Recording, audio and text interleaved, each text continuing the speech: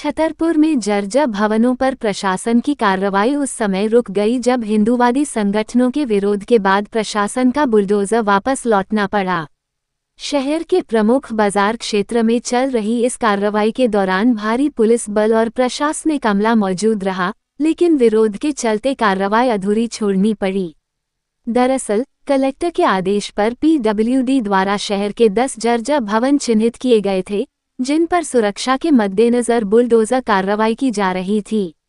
प्रशासन केवल 5 जर्जर भवनों को ही गिरा सका। इसके बाद विरोध बढ़ने पर टीम को वापस लौटना पड़ा। कार्रवाई के दौरान बाजार क्षेत्र में अफरा तफरी का माहौल देखने को मिला। प्रशासन का कहना है कि जर्जर भवन लोगों की जान के लिए खतरा बने हुए हैं और सुरक्षा को देखते हुए कार्रवाई की जा रही है।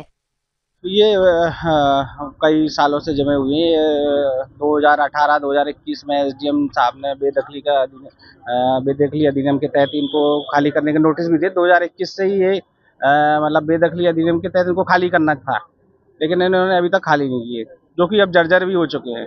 बारिश में कभी भी दुर्घटना हो सकती है, तो जिससे उनको खुद जान माल की हानि, उनको ये नहीं सोच रहे हैं कि हम लोग कभी दुर्घटना हुई तो ये नाम लगाएंगे पीडब्ल्यूडी में। ये पीडब्ल्यूडी की संपत्ति है, पहली संपत्ति की बात नहीं है। बात यह है कि पहली बात यह है कि ये जर्जर मकान है। जर्जर मकान होने के कारण इनको खुद नुकसान है, इनकी जान माल की हानि हो जाए। संपत्ति तो बात की बात है, इंसान की जान सबसे पहले कीमत होती है।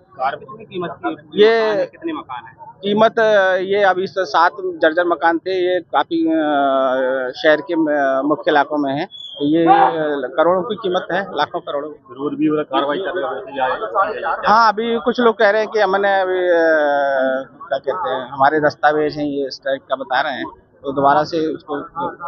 नजूल में कई मकान नजूल में भी चढ़े हैं, पर नजूल कैसे चढ़ा रही है? अब ये पता नहीं, एसडीएम कोर्ट ने तो इसमें बेदखली पारित किया है 2021, 18, 16 में।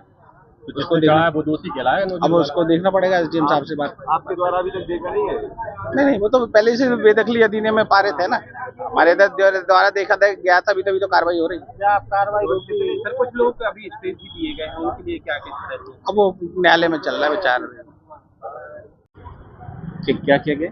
कार्रवाई क्यों रोकी गई अभी? नहीं, कार्रवाई हमने 4.5 मकान यहाँ पे तोड़ दिए हैं। करीब 4.5 के 5 मकान टूट चुके हैं। सिर्फ एक मकान बचा हुआ है यहाँ पे। एक रैकवार समाज का व्यक्ति है, वो काफ़ी टाइम से रह रहा है, तो उसके साथ अभी निवास की समस्या है। उसको देखते हुए बाकी और भी जो प्रॉपर्टियाँ हैं बरसात के पहले, उनको भी चिन्हित किया जा रहा है और एक साथ ही उनको तोड़ा जाएगा फिर से। हिंदूवादी संगठन विरोध भी कर रहे थे, वो भी देखा, तो उसके बाद वो समस्या समझ में आई कि उनके पास रहने की समस्या है अभी उस व्यक्ति के साथ, तो उसको देखते हुए ही रोका गया है।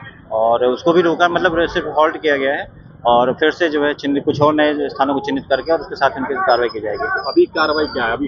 अभी हमने सुबह से 5 मकान तोड़ दिए हैं, और जो बाकी 10 की लिस्ट थी, तो एक पहले से टूट चुका था, एक बचा हुआ है, बाकी 2 पे स्टे है। आगे भी कार्रवाई होगी? आगे कार्रवाई होगी। कागज है उसमें नजूल में भी चढ़े हैं, फिर भी तोड़े जाएंगे। नजूल का ये पीडब्ल्यूडी डिसमेंटलिंग की कार्रवाई है। डिसमेंटलिंग की कार्रवाई प्राइवेट और गवर्नमेंट दोनों पे हो सकती है। राजकुमारी का मकान है, उसमें डिग्री पारत है, उसको भूमि भी माना गया है, और नजूल के द्वारा और तहसील के द्वारा भी उसके बावजूद भी उसके मकान गिरा दिया गया। आवास का पैसा नहीं, उसका मकान आवास योजना भी इसमें की गई, उसके मकान बने गिराने के लिए चिन्हित किए गए। वो चिन्हित भी इसलिए किए गए हैं क्योंकि वो पीडब्ल्यूडी की भूमि पे हैं, और पीडब्ल्यूडी की भूमि जो पुराने जर्जर गाँव थे। कार्रवाई की जाएगी? नहीं, अभी कार्रवाई आज के लिए रोक दी गई है।